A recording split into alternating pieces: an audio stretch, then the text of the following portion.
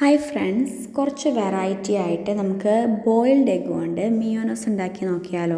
ഈ ഹെൽത്തി മിയോണസ് എങ്ങനെ ഉണ്ടാക്കണമെന്ന് നോക്കാം. മിയോണസിന് ആവശ്യമായ 2 എഗ്ഗ് ഞാൻ ഓൾറെഡി ബോയിൽ ചെയ്ത് വെച്ചേക്കുന്നതാണ്. ഒരു മിക്സി ജാറിലേക്ക് 4-5 അല്ലി വെളുത്തുള്ളി ആഡ് ചെയ്ത് അതിനൊപ്പം തന്നെ നമ്മൾ ഓൾറെഡി ബോയിൽ ചെയ്ത് വെച്ച ഈ 2 എഗ്ഗും കൂടി ആഡ് ചെയ്യുന്നുണ്ട്. അതിലേക്ക് നമ്മളൊരു പകുതി നാരങ്ങ പിഴിഞ്ഞൊഴിക്കുക. നിങ്ങൾക്ക് ആവശ്യമായ ഉപ്പും കൂടി ആഡ് ചെയ്യുക. നമ്മളിതിലാകെ 2 സ്പൂൺ സൺഫ്ലവർ ഓയിൽ മാത്രമാണ് യൂസ് ചെയ്യണത്. വളരെ സിമ്പിളായിട്ട് ഉണ്ടാക്കാൻ പറ്റുന്നതായ ഒരു ഐറ്റമാണിത്.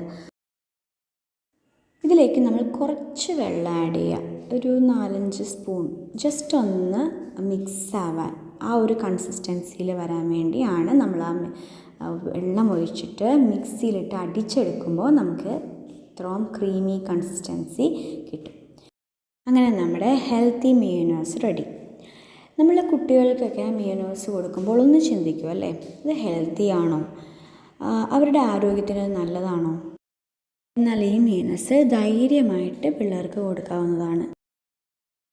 എൻ്റെ ഈ വീഡിയോ ഇഷ്ടപ്പെട്ടെങ്കിൽ സബ്സ്ക്രൈബ് ആൻഡ് ലൈക്ക്.